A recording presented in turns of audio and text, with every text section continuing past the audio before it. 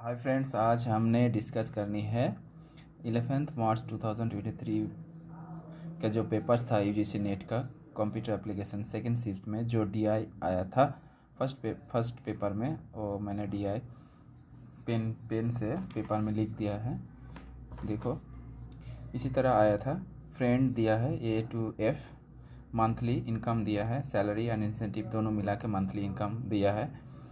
Travel expenditure में दिया है ट्रैवल, फूड, एकोमोडेशन, शॉपिंग।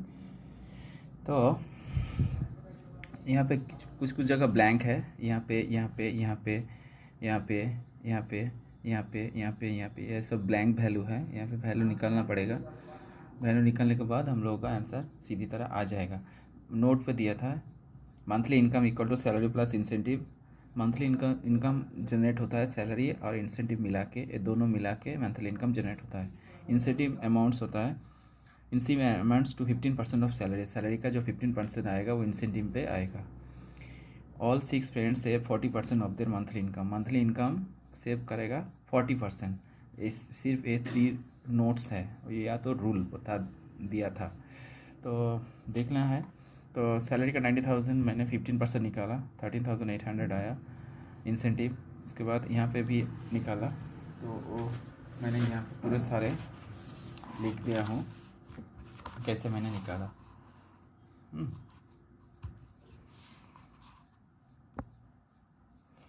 तो ए 92,000 का 15% मैंने निकाला, 13,800। नेक्स्ट निकाला डी का 80 इस सैलरी का 15% मैंने निकाला। यहाँ पे भी ई का 80,000 सैलरी का 15% मैंने निकाला, 12,000। और यहाँ पे वैल्यू नहीं था तो मैंने कैसे किया, बैक प्रोसेस में मान लिया यहाँ पर वैल्यू एक्स है, एक्स का 15% 14,400 मान लिया मैंने। फिर एक्स से कैलकुलेशन करके मुझे मिला 96,000 यहाँ का सैलरी का बी का। फिर यहाँ पे सेम रूल्स, यहाँ वैल्यू मैंने एक्स मान लिया है, एक्स का 15% इक्वल टू ये बता दिया, तो एक्स का 15% इक्वल टू इतना है। कैलकुलेशन करके काट पीट के मुझे 76,000 मिल गया। नेक्स्ट यहाँ पे देखते हैं, तो ए का सैलरी और इंसेंटिव मिला के आया 1,05,800 रुपीज़। इसी प्रकार बी, सी, डी, ई, एफ सभी को मैंने सैलरी और इंसेंटिव जोड़ के मैंने वैल्यू निकाल दिया। और यहाँ पे all 6 friends save 40% of their monthly income. Save कर मैंने कैसे निकाला, सेव मैंने इस तरह निकाला, जैसे कि ए का 1,05,800 है, उसका 40% मैंने निकाला। 40% निकालने के बाद 42,320 रुपीज़ आया। इस वैल्यू सेव हो जा रहा है सभी का, ए बी का 44,160, सी डी ई ये एफ का सभी ने इसी प्रकार सेव किया है। तो टोटल सेव मैंने 2,37,360 रुपीज़ ए टू 6% सेव किया है टोटल। तो क्वेश्चन भी आया था, इसका ऊपर क्वेश्चन आया था।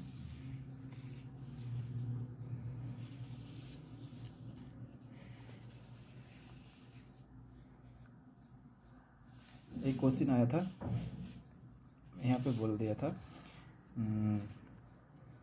What is the amount saved by all the 6 friends together. A ने सेव किया था, अच्छा 40% सेव किया। अगर हमको वैसे ही सेव करना है, और भी एक तरीका है सेव करने का। टोटल मैंने जो निकाला यहाँ पे, टोटल वैल्यू जो मैंने निकाला, ए का 1,05,800 रुपीज़, बी का भी निकाला, सी का ए डी ई एफ के निकाला, टोटल प्लस कर दिया। प्लस करने के बाद उसके बाद 40,000 मैंने ये किया, 40,000 निकाला। उसके बाद टोटल के ऊपर 40,000 निकालने के बाद आ रहा है 2,36,360। और एक तरह ये भी आ जाएगा, अगर यहाँ पे हमने कैलकुलेशन किया भी वैल्यू का 43 इंडिविजुअल है। अगर ए का सेव है तो इतना, बी का इतना सेव, सी का इतना इंडिविजुअली सेव, डी का इतना, ई का इतना, एफ का टोटल मिला गया तो भी आएगा 2,37,600 रुपीज़। और एक तरीका है, जो टोटल सैलरी इंसेंटिव मिला के जो हो रहा है सभी को जोड़ देना है, जोड़ने के बाद 40% निकाल देना है। तो यहाँ मैंने सभी को जोड़ दिया, ए का ये है, बी का, सी का, डी का, ई का और एफ का सभी की जोड़ने के बाद 40% निकाला तो आ गया 2,37,360 रुपीज़। इसी तरह मैंने यहाँ पर भी एक annual income of D is less than that of A question था। तो मैंने क्या किया, एनुअल इनकम ऑफ डी का एनुअल इनकम क्या है, डी का एनुअल इनकम, डी का मंथली इनकम है, ये monthly income 1,0200 rupees monthly income है। इसके साथ 12 मल्टीप्लाई करके ये आ रहा है।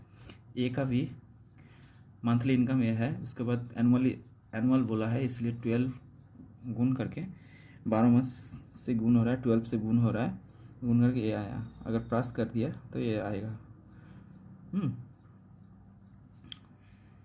तो कितने से 12 से annual income D is less than that of A से कितना कम है, तो ए से अगर कम है तो आंसर आएगा यहाँ पे ए का मंथली इनकम से 12 से गुण किया, एनुअली आ गया। ए का मंथली इनकम से 12 से गुण किया, एनुअली आ गया। फिर इसी को माइनस कर देना है। माइनस करने के बाद 55,200 इसका आंसर आएगा। Option number 3 52,200। नेक्स्ट यहाँ पे बोला है expenditure bye A on travelling consisting approximately half % of salary of F.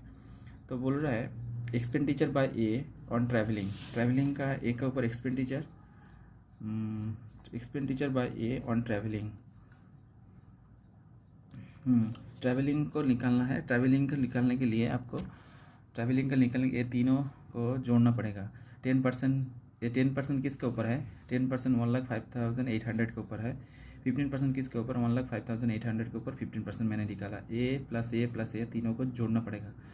जोड़ने के बाद जो आएगा इसी वैल्यू को यहाँ पे भी सेब से देखो, पहले सेब आया था 42,320 रुपीज़, इसको 1,05,800 जो मंथली इनकम है उसी से माइनस किया तो आया 63,480।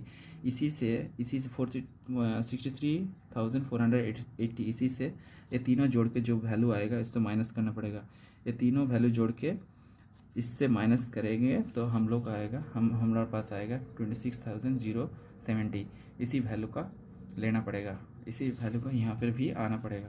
जैसे कि यहाँ पर भी सेव करने के बाद जो मंथली इनकम उसी से माइनस किया 60,720 रुपीज़। इससे ये तीनों वैल्यू ये वाला ये तीनों वैल्यू प्लस करने के बाद इससे माइनस करना पड़ेगा। माइनस करने के बाद ये आएगा 19,692। बस ये 5% है, किसके ऊपर 5%, 92,000 के ऊपर 5%, जो 8% जो टोटल मंथली इनकम है उसके ऊपर 8%। ये सभी करने के बाद ट्रैवल में कितना आया, ट्रैवल में आया 26,070 divided by 76,000 salary of F का सैलरी है, यहाँ पे देखना होगा। एफ का सैलरी है 76,000 से डिवाइड कर दिया, देने आया 34, अप्रोक्स 34। ये भी आंसर है 4 नंबर ऑप्शन 34। यहाँ पर भी what is the total amount spend by all 6 friends together on travelling का ऊपर 6 पर्सन्स कितना स्पेंड किया, खर्च किया। तो ट्रैवलिंग का मैंने निकाला 26070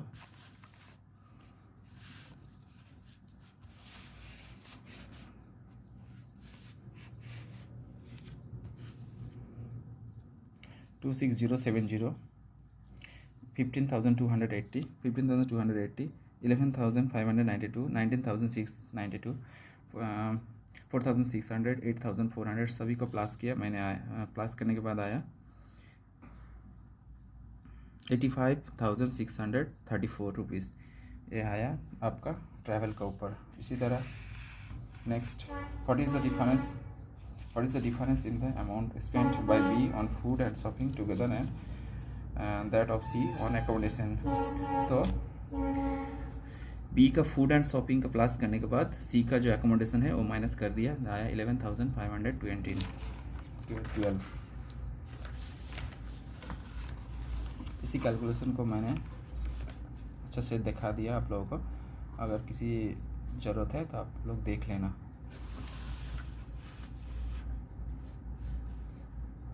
थैंक यू वेरी मच।